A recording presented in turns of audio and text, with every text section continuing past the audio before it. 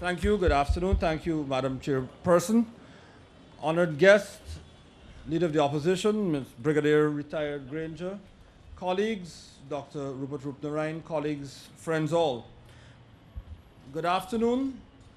We are extremely pleased to see you all today.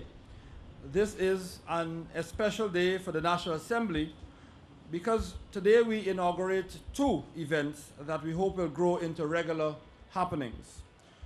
It is important that the National Assembly, its business, and the people who make this business possible reflect the nature of the new dispensation that is the 10th Parliament.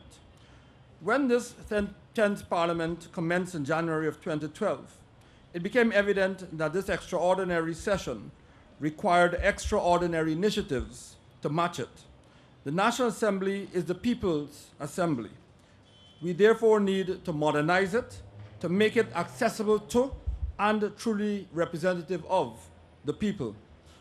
Initiatives such as school outreach programs, honoring of former MPs for their service to the nation, and inviting them to our sittings, engaging civil society, enhancing our information technology capacity, and holding lectures and exhibitions, to name a few, are elements of the program that we have set out to fulfill the vision of achieving a People's Assembly. And so it was on Thursday, July 12, Thursday 2012, the National Assembly will observe another first, when as a body we will honor the parliamentary contributions of Mr. Ripu Daman Prasad and Mr. Robert Corbyn, who collectively have almost 60 years of service between them. The idea of an exhibition was put as a challenge to the staff when we first met in January to explore ways in which we could respond to this new era of democracy.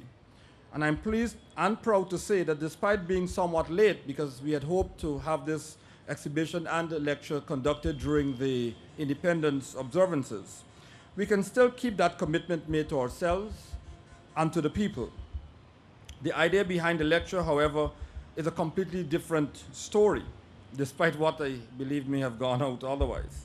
On the day of the election of the Leader of the Opposition, Brigadier Retired Granger, he commented on the historical nature of the public buildings and the context of our work within it. And shortly thereafter, the idea of a lecture series was conceived to be conducted in partnership with the History Department of the University of Guyana. And after holding discussions with the relevant personnel from both our National Assembly and the University of Guyana, we invited Brigadier Granger, the Honorable Leader of the Opposition, to deliver the inaugural lecture as part of a series that will span the life of the 10th Parliament and hopefully culminate in a series of publications on parliamentary democracy and governance. Plans are in place for future lectures, and I'm pleased to report that our next lecture is scheduled for October of this year. Today, I have the honor of sharing the platform with illustrious men and women, some of whom were part of the history that we will witness today.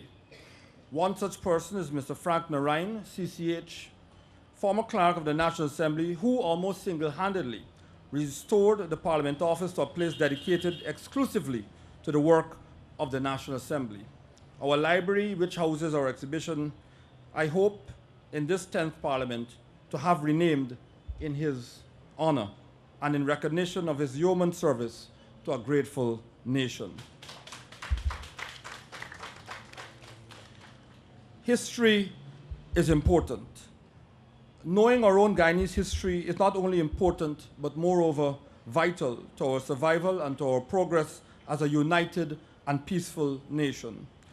This exhibition and lecture to follow comes at a propitious time when our leaders and the people they represent need a connection to the past. For indeed, as Martin Luther King Jr. remarked, a man who has made his mark on history himself, we are not makers of history, we are made by history.